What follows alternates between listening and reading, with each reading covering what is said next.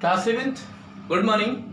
Dear students, as you all know that your chapter number 9, Introduction to C++ is running. In previous class, all you have discussed about different topics of C++, Introduction to C++ chapter, and I hope all you have understand very well. Dear students, जैसा कि हम लोगों ने कई सारे topics पर अभी discussion किया प्रीवियस क्लास में C++ के बारे में, और अब हम लोग आगे बढ़ेंगे. तो आज का जो टॉपिक है स्टूडेंट्स वो है स्ट्रक्चर ऑफ C++ प्रोग्राम. तो structure of C++ program that means हम आपको स्ट्रक्चर दैट मीन्स होता है कि प्रोग्राम जो हम लोग बनाते हैं तो उसका स्ट्रक्चर कैसा होता है. तो आइए आपको हम दिखाते हैं यहाँ पे. तो सबसे पहले जो सेक्शन होता है वो आपका होता है हेडर फाइल का. ठीक है, तो हेडर फाइल सेक्शन होता है. हेडर फाइल, इसके बाद आपका होगा यहां पे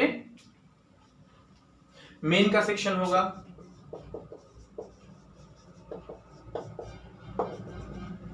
ठीक है, फिर यहां पे ब्रेस ओपन होगा. ठीक है, ओपनिंग और क्लोजिंग ब्रेस. तो इसको हम लोग क्या बोलते हैं, ये आपका होता है हेडर सेक्शन, उसको बोलते हैं हेडर सेक्शन. ये क्या होता है आपका मेन सेक्शन. ठीक है, ये मेन सेक्शन होता है. ये क्या होता है आपका ओपनिंग द प्रोग्राम, यानी यहां से हम लोग ब्रेस ओपन करते हैं तो ये ओपनिंग ऑफ अ प्रोग्राम होता है. ये जो लाइन्स है यहां पे ये क्या होता है आपका main body of the program. तो ये प्रोग्राम का आपका क्या होता है मेन बॉडी होता है. आफ्टर देन यहां से आपका क्या होता है closing of a programme.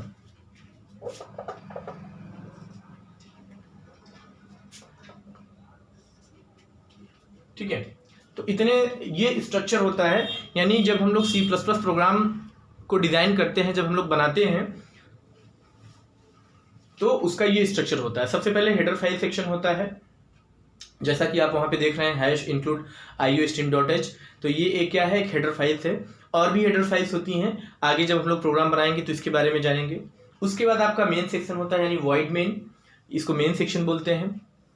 After then आपका ओपनिंग ब्रेस होता है, यानी उसको हम लोग ओपनिंग ऑफ प्रोग्राम बोलते हैं. फिर उसके अंदर जो हम लोग लाइन ऑफ कोड यानी जो कोडिंग करते हैं, यानी मेन बॉडी ऑफ प्रोग्राम होता है, जहाँ पे हम अपने प्रोग्राम को क्रिएट करते हैं, बनाते हैं, यानी कोडिंग करते हैं. आफ्टर देन लास्ट में आपका होता है क्लोजिंग ऑफ अ प्रोग्राम, यानी यहाँ से प्रोग्राम आपका क्या होता है एंड होता है, यानी क्लोज होता है. ओके, आई होप आपको समझ में आ गया होगा. तो आइए अब हम लोग हेडर फाइल्स के बारे में जानेंगे कि हेडर फाइल्स क्या होती हैं और इनका क्या यूज होता है. ओके, तो हेडर फाइल्स एक टाइप की क्या होती है फाइल्स होती हैं जिनका जो एक्सटेंशन होता है वो .h होता है. यानी कोई भी हेडर फाइल, चाहे वो C लैंग्वेज हो या C++ हो, तो जब आप हेडर फाइल जो है सबसे पहला लाइन ऑफ कोड होता है, यानी जब भी आप प्रोग्राम बनाना शुरू करेंगे तो हेडर फाइल से ही शुरू होता है. ओके, तो हेडर फाइल एक अपने आप में लाइन ऑफ कोड का एक कॉम्बिनेशन होता है, बहुत सारे कोडिंग्स उसमें होती हैं. अगर हेडर फाइल्स ना होता तो हमें और भी, यानी अगर आपने 10 लाइन का प्रोग्राम बनाया है तो वो प्रोग्राम आपका 100 लाइन का हो जाता, क्योंकि ये जो हेडर फाइल्स होती हैं, जैसे अभी आपको हमने बताया include iostream.h,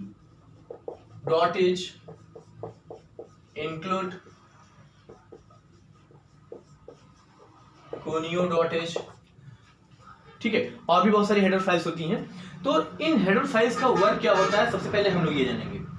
a file with the .h extension यानी एक फाइल जो .h एक्सटेंशन के साथ होता है is called a header files. यानी ऐसी फाइल्स जिनका एक्सटेंशन .h होता है वो हेडर फाइल्स कहलाती हैं।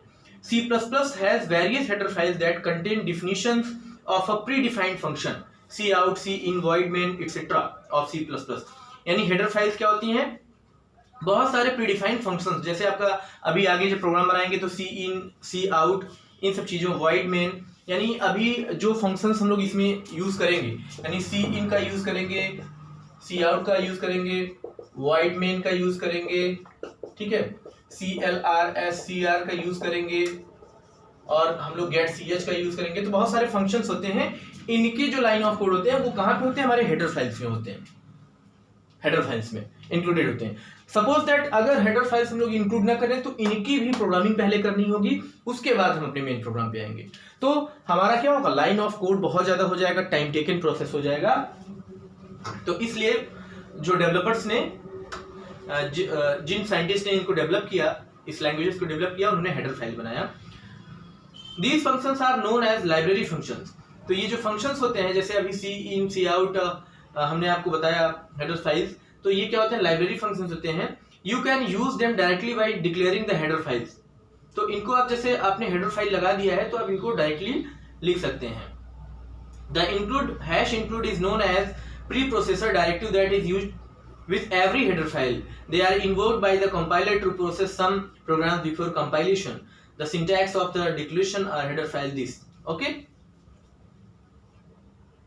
तो कहने का मतलब ये है कि जो हेडर फाइल्स होते हैं, ये जो प्री डिफाइंड फंक्शंस होते हैं, जो प्री डिफाइंड फंक्शंस हमने आपको बताया, इनकी प्रोग्रामिंग इसमें होती है और इनको आप डायरेक्टली यूज कर सकते हो और कंपाइलर इनको डायरेक्टली क्या करता है? रन भी करा देता है। क्यों? क्योंकि इनके डिफिनेशंस यहाँ पे दिए हुए होते हैं, इसलिए इनको डायरेक्टली वो कंपाइलर रन करा लेता है। और अदर प्रोग्राम जो होते हैं उनको कंपाइलर पहले क्या करता है? उनको चेक करता है कि लाइन ऑफ कोड सही है, और अगर वो सही है तो रन कराएगा, नहीं अगर सही है तो आपको एरर देगा।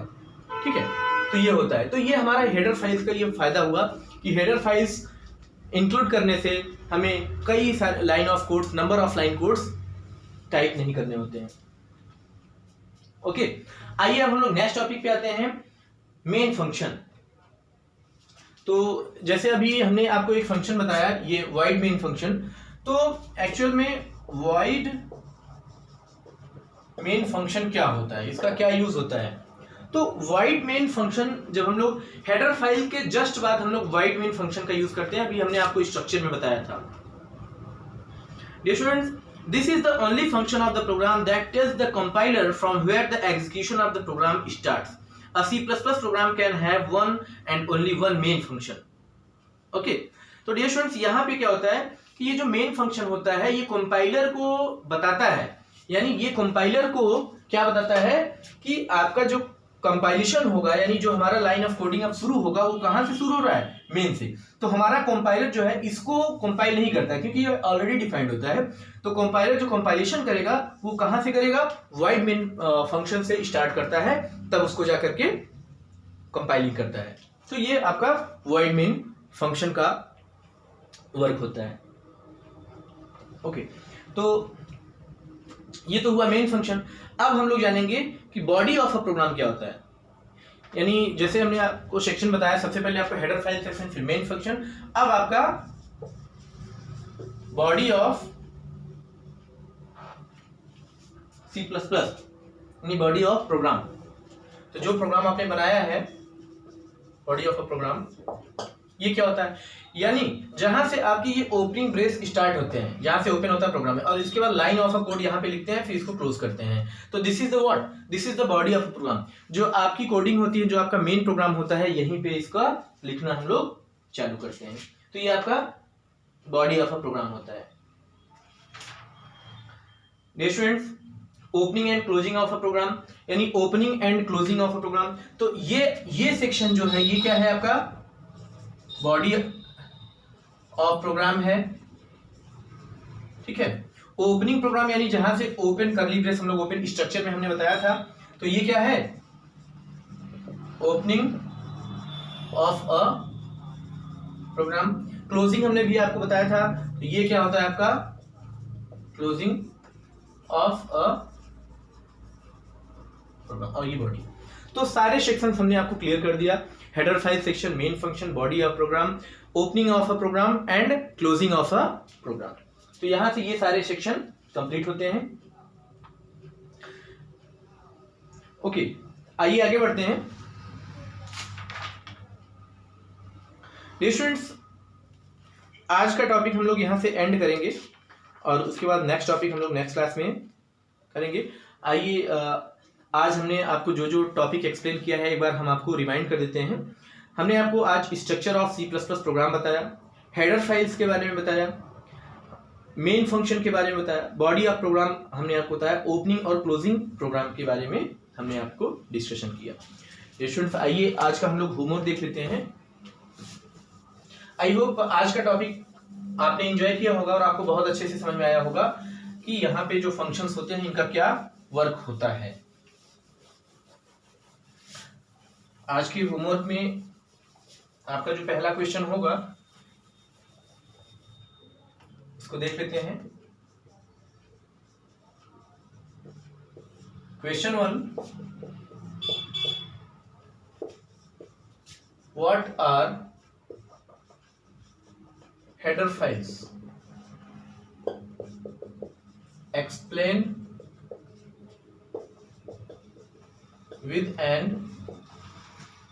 example। ठीक है, क्वेश्चन 1 हो गया। Question 2, explain structure of a C++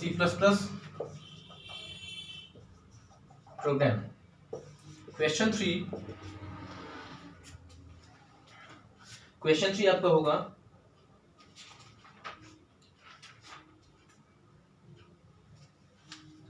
what is a library function. तो ये तीनों क्वेश्चन आपको करने हैं, ओके, और क्वेश्चन सॉल्व करके आपको सेंड करना है। तो डियर स्टूडेंट्स, आज का वीडियो हम लोग यहाँ से एंड करेंगे। तो इसी के साथ थैंक यू क्लास।